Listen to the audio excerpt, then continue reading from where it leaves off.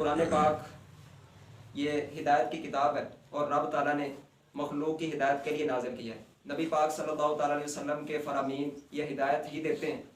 نبی پاک علیہ السلام نے ہدایت کے لیے ہی لوگوں کو فرامین بیان فرمائے ہیں۔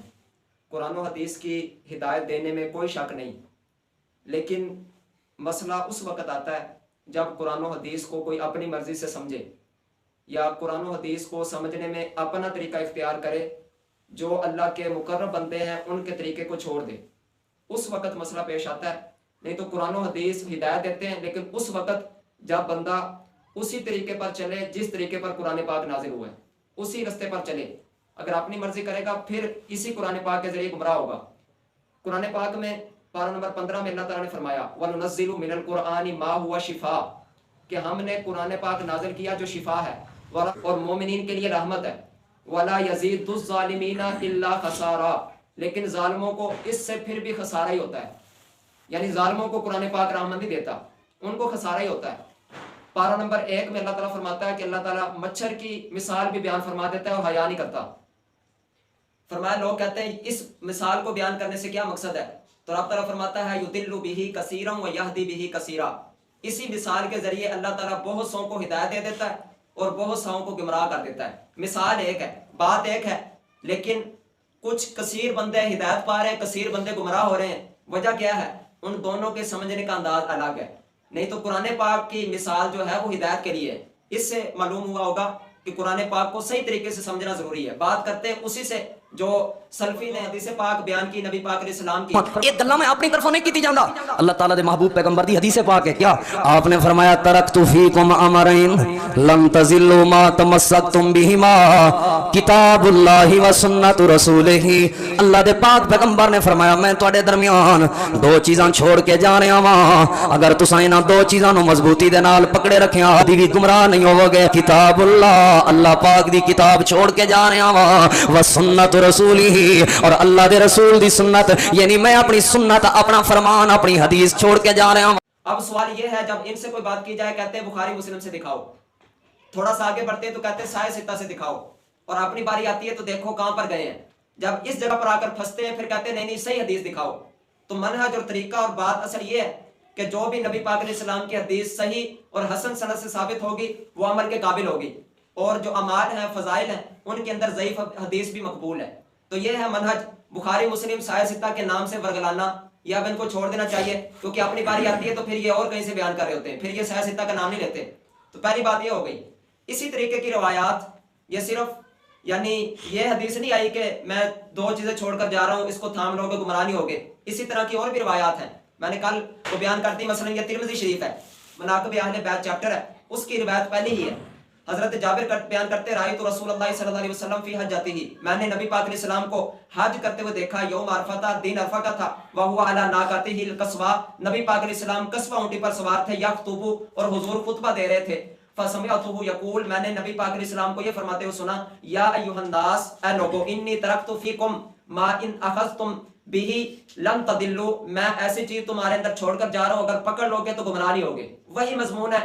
حضور علیہ الصلوۃ والسلام نے فرمایا کتاب اللہ و اطرتی اہل بیتی، ایک اللہ کی کتاب ہے اور دوسری میری اہل بیت ہے۔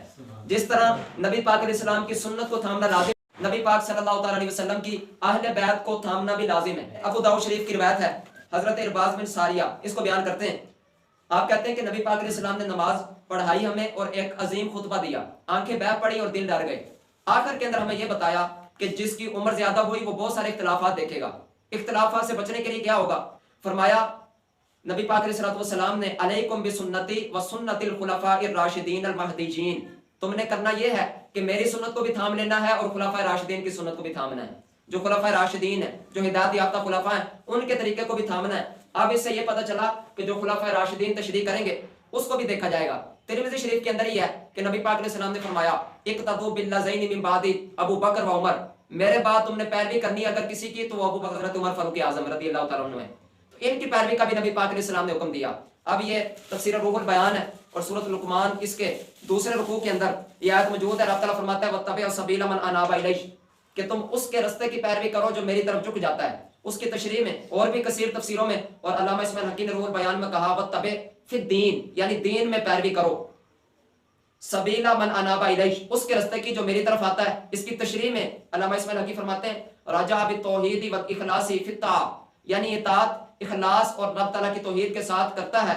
वहुमुल मुमिनून अल कामिलून, और ये कामिल मोमिनीन है, यानी कामिल मोमिनीन जो हैं उनके रास्ते की इत्तिबा का भी रब तआला ने हुक्म इरशाद फरमाया। मजीद नबी पाक अलैहिस्सलातु वस्सलाम ने इरशाद फरमाया कि अन करीब मेरी उम्मत 73 फिरकों में बढ़ जाएगी और एक हक पर होगा। सहाबा किराम ने पूछा या रसूलुल्लाह सल्लल्लाहु अलैहि वसल्लम वो कौन है जो हक पर होगा? तो हुजूर अलैहि सलाम ने फरमाया मा अना अलैहि व असहाबी, जिस पर मैं और मेरे सहाबा हैं वो हक वाला गिरोह है। तो ये 11 से ज्यादा सहाबा से मुख्तलिफ किताबों के अंदर ये रवायत मौजूद है। तो ये भी साबित है। अब सहाबा किराम जिस तरीके पर हैं उस तरीके को देखना भी लाजिम है। अहले बैत के मनहज को देखना लाजिम है। खुलाफा राशिदीन की तालीमात को देखना जरूरी है, और जो कामिल मोमिनीन का रास्ता है उनको थामना जरूरी है। और कुरान पाक में रब तआला ने इरशाद फरमाया इहदिनस सिरातल मुस्तकीम, जब भी सूरत फातिहा पढ़ते हैं ये दुआ करते हैं अल्लाह सीधे रास्ते पर चला, और साथ में ये भी कहते हैं सिरातल लज़ीना अनअमता अलैहिम, अल्लाह उनके रास्ते पर चला जिन पर तूने इनाम किया है।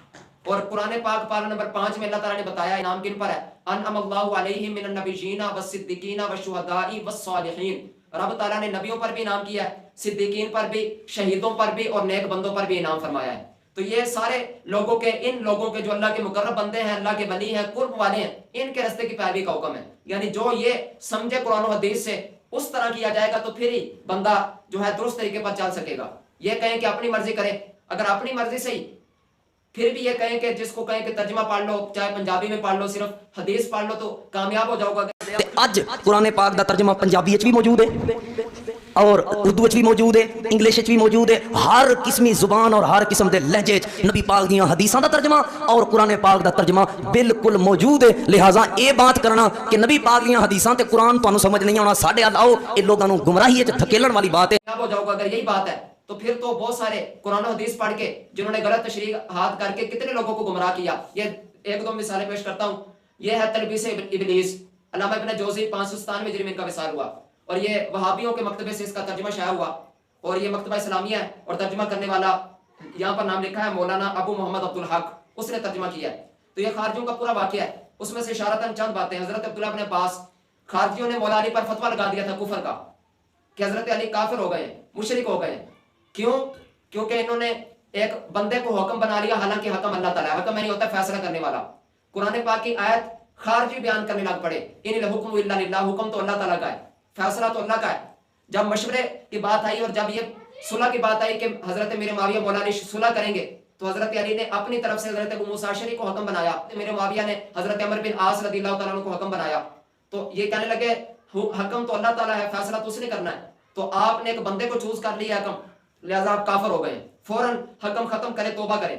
उस वक्त नबी पाक के चचा के बेटे हजरत अब्दुल्लाह इब्न अब्बास, आप कहते हैं मैं हजरत अली के पास आया, जोहर की नमाज का वक्त था, मैंने कहा कि नमाज जो कि गर्मी भी थी शदीद, मैंने कहा थोड़ी सी लेट पढ़ ले, नमाज ठंडा करके पढ़े, मुझे इजाजत दें, मैं खारजियों के पास जाकर उनसे मुनाजरा करता हूँ। मौला अली ने कहा कि मुझे खतरा है कि कहीं तुम्हें तकलीफ ना दे। मैंने कहा मैं इस तरह की गुफ्तगू करूंगा, तकलीफ नहीं देंगे। आप उनके पास पहुंचे और कहते हैं मैंने वहां ऐसी कौम को देखा जिनसे बढ़कर इबादत में कोशिश करने वाली कौम मैंने देखी कोई नहीं थी। खारजी हैं, कुरान पाक पढ़ते हैं और इबादत बड़ी कसरत से कर रहे हैं। मान ले इनको हक, जो ये अकीदा बयान करें मान ले, यानी जो खारजी कह रहे हैं कि हजरत अली कुरान पाक पढ़ के कह रहे हैं मुशरिक है, तो हम हजरत अली को माज़अल्लाह मुशरिक मान लें, इस तरह की बात है। यानी कुरान पाक जो है तुम पढ़ लो, सिर्फ उर्दू तर्जुमा पढ़ लो तो हिदायत पर पहुंच जाओगे, इस तरह की बात नहीं है। तो आप कहते हैं मैंने ऐसी कौम देखी। मजीद कहते हैं उनकी पेशानियों पर सजदे की कसरत से जख्म पड़ गए थे, तर्जुमा भी इनका है। और कहते हैं इनके हाथ गोया ऊंट के दस्त थे, यानी इबादत कर करके तो उनका हाल बेहाल था। और कहते हैं कि इजारें टखनों से भी बहुत ऊंची रखी हुई थी, बड़ी ऊपर करके इन्होंने शलवारें की हुई थी। ये सारा कुछ बयान किया। तो कहते मैंने उनको सलाम भी किया, बातचीत हुई। आखिर के अंदर पूछा कि क्या इल्जाम तुम हजरत अली पर लगाते हो, हालांकि हजरत अली वो बंदे हैं कि जिनके सामने नबी पाक अलैहिस्सलाम ने कुरान पाक पढ़ के सुनाया है। इन्होंने डायरेक्ट नबी पाक से कुरान पाक पढ़ा है, तुमने तो हजरत अली की ज़ियारत की है। आपने उनको कहा, कहने लगे 3 बातें। अब वो 3 बातें मैं आपके सामने नहीं पेश करूंगा। उन्होंने कहा कि पहली बात यह कि इन्होंने अल्लाह ताला हुक्म फरमाने वाला है, इन्होंने हजरत अबू मूसा अशअरी को हुक्म बनाया है। कुरान पाक कहता है इनिल हुक्मु इल्ला लिल्लाह, हुक्म अल्लाह का है। ये आयत पेश की, फिर 2 और भी मामला पेश किए। तो हजरत अब्दुल्लाह इब्न अब्बास ने कहा कि अगर मैं तुम्हें जवाब दूं कबूल करोगे। 6000 बंदे थे। आप कहते हैं मैंने इन आयतों का जवाब इस आयत का जवाब कुरान पाक की आयतों से ही दिया। उनमें से एक पहला जवाब था, दूसरा जवाब ज्यादा समझ में आने वाला है। कुरान पाक में है कि अगर मियाँ बीवी का आपस में झगड़ा हो जाए, शोहर अपनी तरफ से हकम भेजे اور بیوی اپنی طرف سے فیصلہ کرنے والا بھیجے، جو صلح کا معاملہ طے پا جائے آپس میں صلح کر لیں۔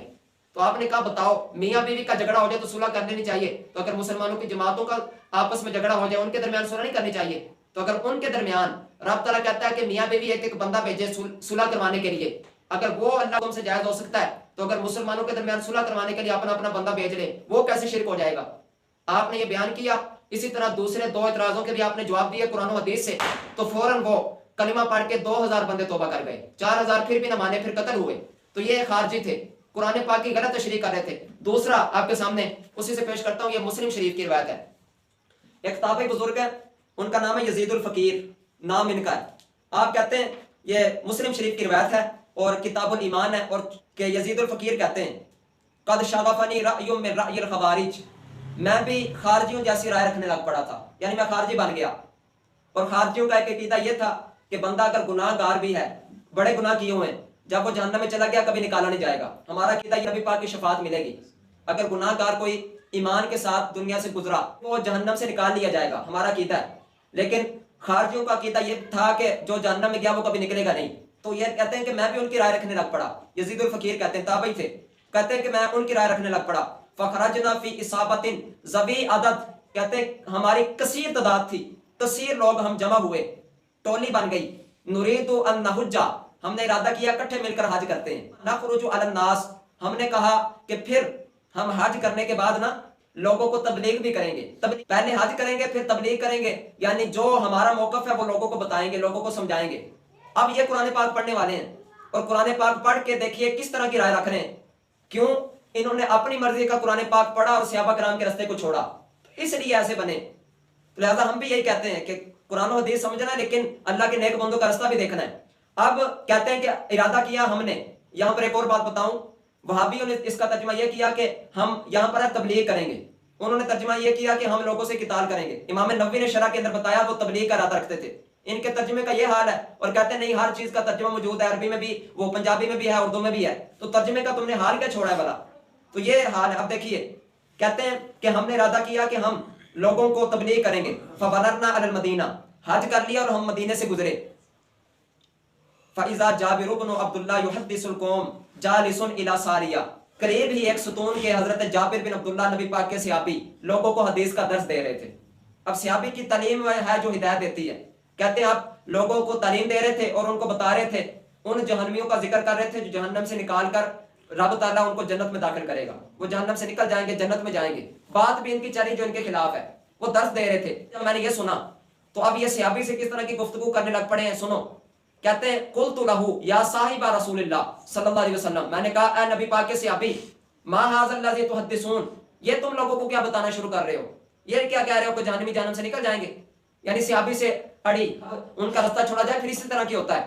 تو جب یہ بات کی تو کہتے ہیں واللہ یقول انک من تدخل النار فقد اخزیتہ، تم کہہ رہے ہو کہ جہنم سے لوگ نکل آئیں گے، جبکہ اللہ تعالیٰ فرماتا ہے۔ اب دیکھیے صحابی کے سامنے قرآن پاک کی آیتیں سنا رہے ہیں، جس صحابی نے نبی پاک علیہ السلام کی بارگاہ سے قرآن سکھا ہے، اس کے سامنے ایک خارجی ان کو تبلیغ کرنے لگ پڑا ہے اور آیت سکھا رہا ہے کہ قرآن پاک میں اللہ کہتا ہے کہ جس کو اللہ نے جہنم میں داخل کیا وہ تو ذلیل ہو گیا۔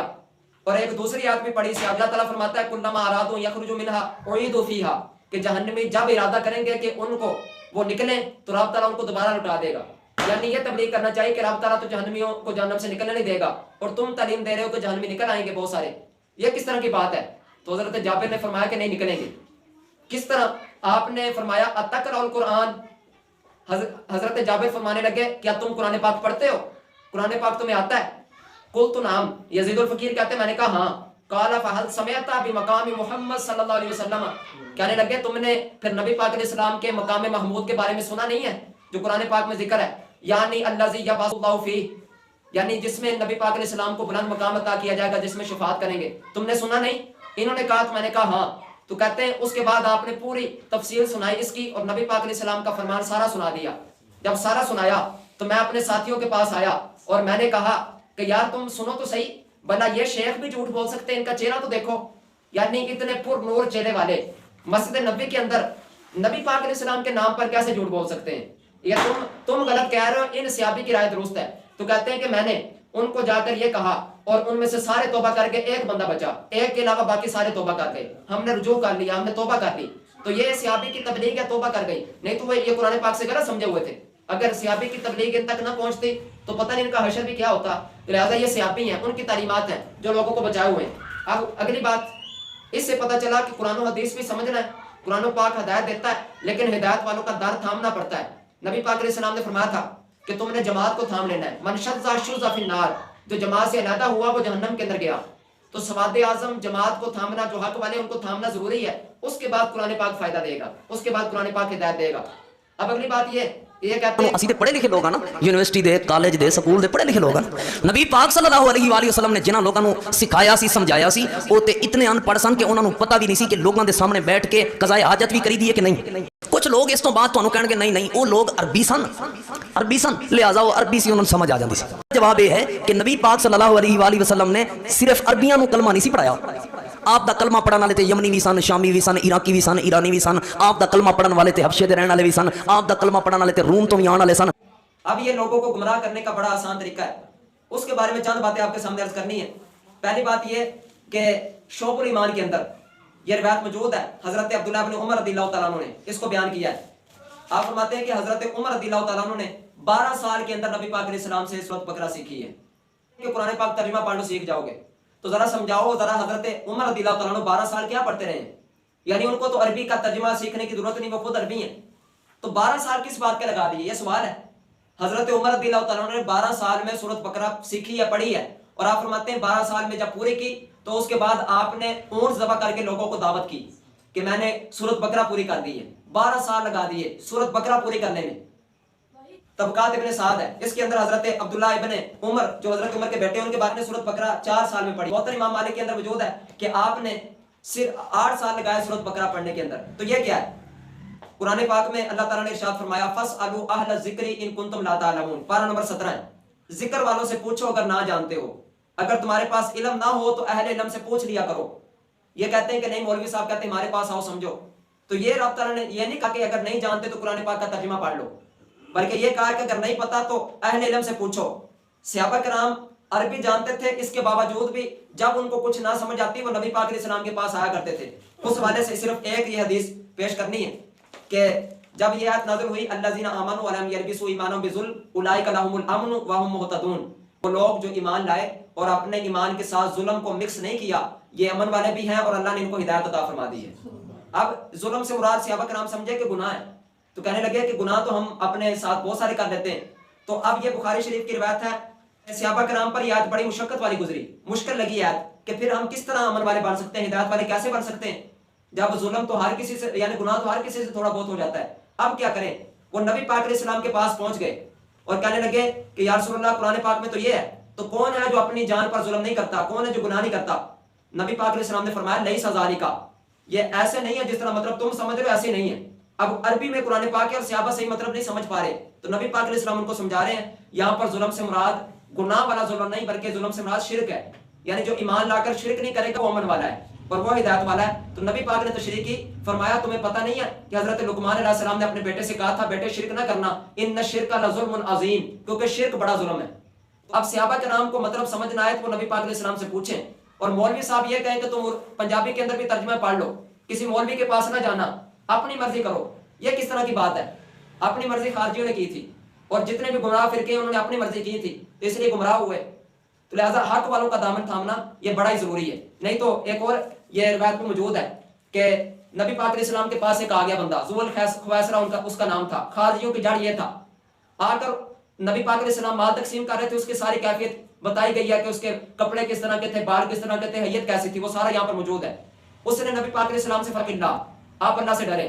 یعنی معاذ اللہ اتنا اس پر جوش تھا تبلیغ کا کہ معاذ اللہ نبی پاک کو تبلیغ شروع کر دی، آپ اللہ سے ڈرے. تو حضور علیہ السلام نے ناراضگی کا اظہار فرمایا تو حضرت عمر نے کہہ بھی دیا کہ مجھے حکم دے کہ میں اس کو قتل کر دوں. بعض نے کہا کہ حضرت خالد بن ولید نے اجازت مانگی، میں اس کو قتل کر دیتا ہوں کہ اس نے آپ کو تبلیغ شروع کر دی ہے. تو نبی پاک علیہ السلام نے روکا اور پھر جب وہ جانب چلا گیا تو نبی پاک علیہ السلام نے فرمایا ان من ذی ھذا قوما، فرمایا اسی کی نسل سے قوم نکلے گی، اسی کی نسل سے قرآن پاک پڑھیں گے. کیا ان کے پیچھے لگ جائیں آپ؟ فرمایا قرآن پاک پڑھیں گے لا یجاوز حناجرہم، لیکن قرآن پاک حلق سے بھی نیچے نہیں اترے گا. یعنی قرآن پاک پڑھنے والوں کی 2 قسمیں ہیں، کچھ کا قرآن سینے میں گر کر جاتا ہے، سینے میں اتر جاتا ہے، اور کچھ صرف اوپر اوپر سے قرآن پڑھتے ہیں, نیچے کوئی نہیں جاتا. تو نبی پاک نے فرمایا قرآن پاک پڑھیں گے لیکن حلق سے نیچے بھی نہیں اترے گا, یہ دین سے ایسے نکل جائیں گے جیسے تیر وہ کمان سے نکل جاتا ہے. اب یہ بالکل واضح طور پر پتہ چلا کہ قرآن پاک پڑھنے والے بھی بڑے ہیں اور گمراہ بھی بڑے ہیں. تو حق والوں کا دامن تھامنا یہ بڑا ایک اشد ضروری ہے. صرف یہ کہہ دینا کہ قرآن پاک بڑا آسان ہے جیسے مرضی پڑھو اور کسی سے پوچھو نا, اس طرح کی بات کرنا یہ بالکل بندے کو گمراہ کرنے والی بات ہے. اب بخاری شریف کی ایک روایت ہے, حضرت علی فرماتے ہیں حدث الناس بما یعرفون, لوگوں کو وہی حدیثیں بیان کرو جو وہ سمجھ پاتے ہیں, جو ان کو سمجھ آ جائے وہی حدیثیں بیان کرو. اتحبون ان یکذب اللہ ورسولہ, کیا تم یہ پسند کرتے ہو کہ لوگ اللہ رسول کو جھٹلانا شروع کر دیں, یعنی لوگ کافر بن جائیں, یہ سب پسند کرتے ہو؟ اس سے یہ پتہ چلا کہ جن حدیثوں کا سمجھ لوگوں کو نہ آئے اگر وہ بیان کریں گے تو لوگ اللہ رسول کو جھٹلانے لگ پڑیں گے. جب ان کی عقل میں نہیں آئے گی وہ کہیں گے کہ نہیں ایسی ہے نہیں بات, یہ کس طرح کی بات ہے. جب وہ حدیث کو انکار کریں گے تو اللہ کا انکار کر بیٹھیں گے.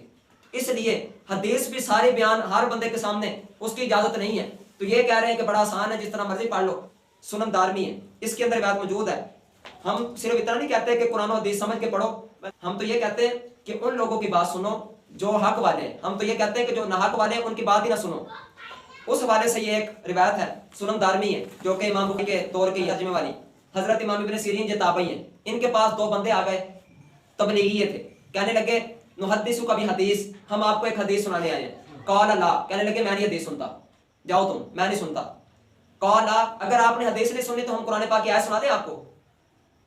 یہاں پر لوگ کہتے ہیں کہ نہیں, جو بھی اچھی بات جس سے مل جائے لے لینی چاہیے, شیطان بھی بتا دے تو لے لینی چاہیے اچھی بات. امام ابن سیرین جو کہ تابعی ہیں, صحابہ کی صحبت اٹھانے والے ہیں, نبی پاک کے عظیم صحابی خادم رسول حضرت انس کے شاگرد ہیں, ان کے پاس بندے آ گئے ہیں, کہنے لگے قرآن پاک کی آیت سننے چلو, حدیث نہیں سننی. تو آپ نے کیا فرمایا؟ فرمایا لا, میں نہیں سنتا. لتقومانی انی او لاقومنا, اگر تم کہتے ہو تو میں یہاں سے چلا جاتا ہوں, نہیں تو تم چلے جاؤ, یعنی میں تمہارے قریب بھی نہیں بیٹھنا چاہتا.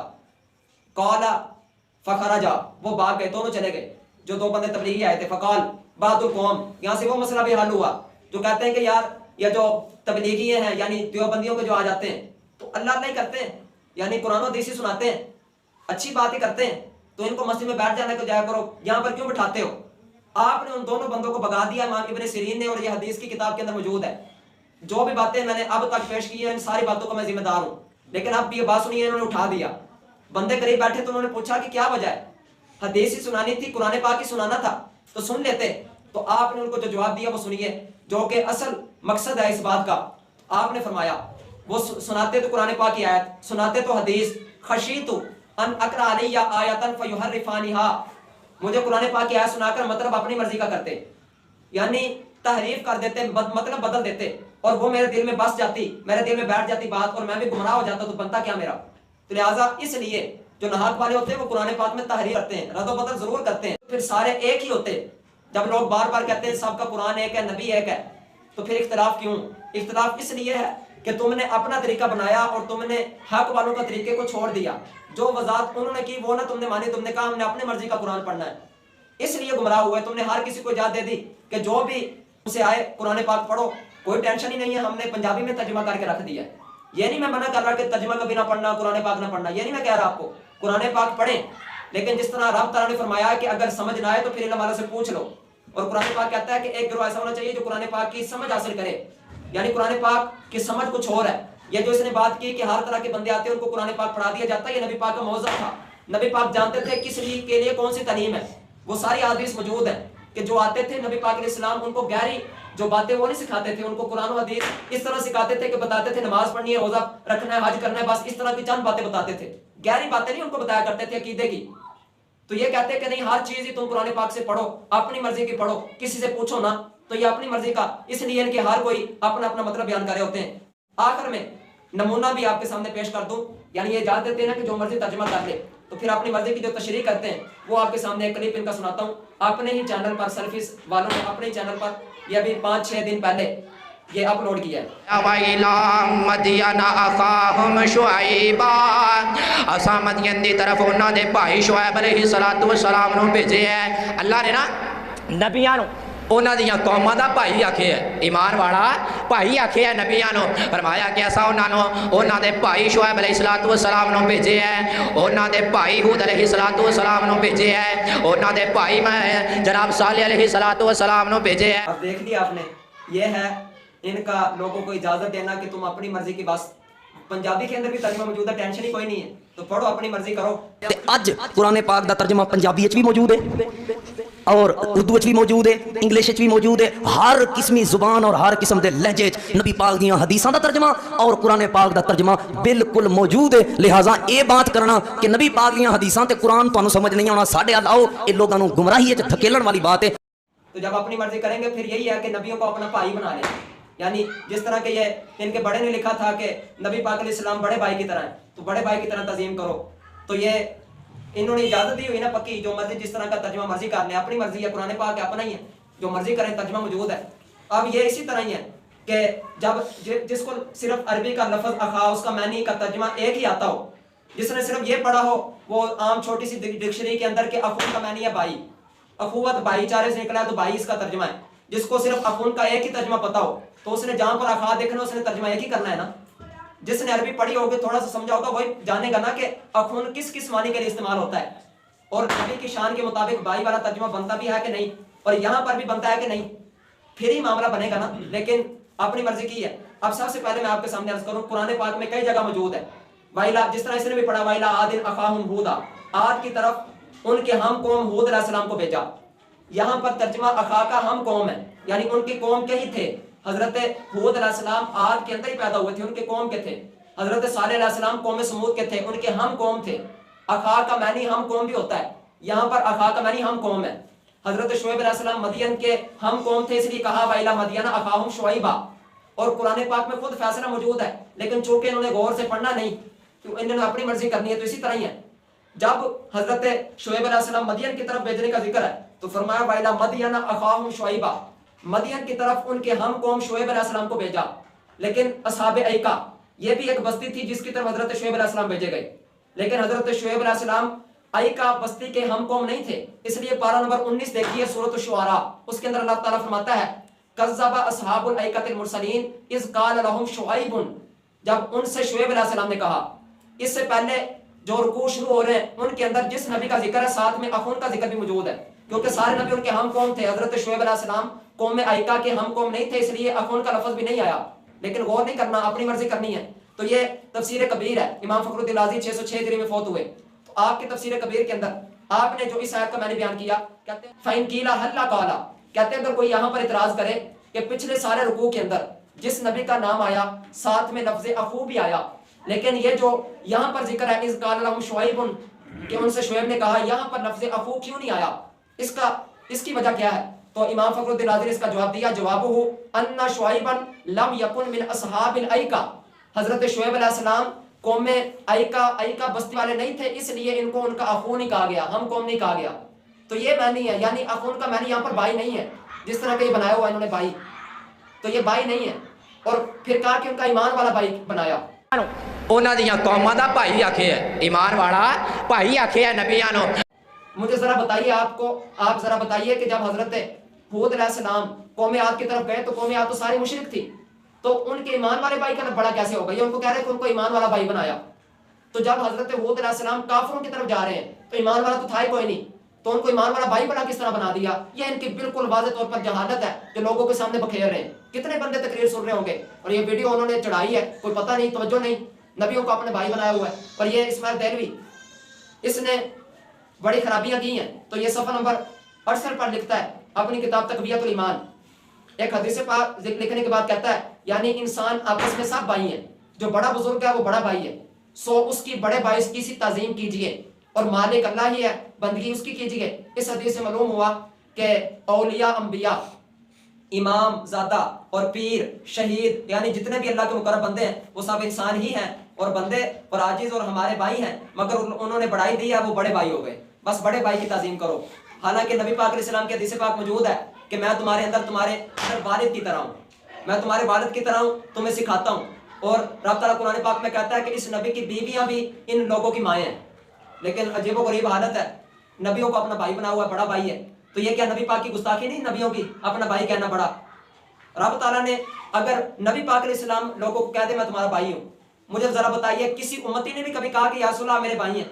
حضرت علی کو نبی پاک نے فرمایا تم میرے بھائی ہو دنیا آخرت میں, لیکن کیا حضرت علی نے بھی کبھی نبی پاک کو میرے بھائی کہہ کر پکارا؟ آپ نے جب بھی نبی پاک علیہ السلام کو پکارا تو یا رسول اللہ کہا ہے.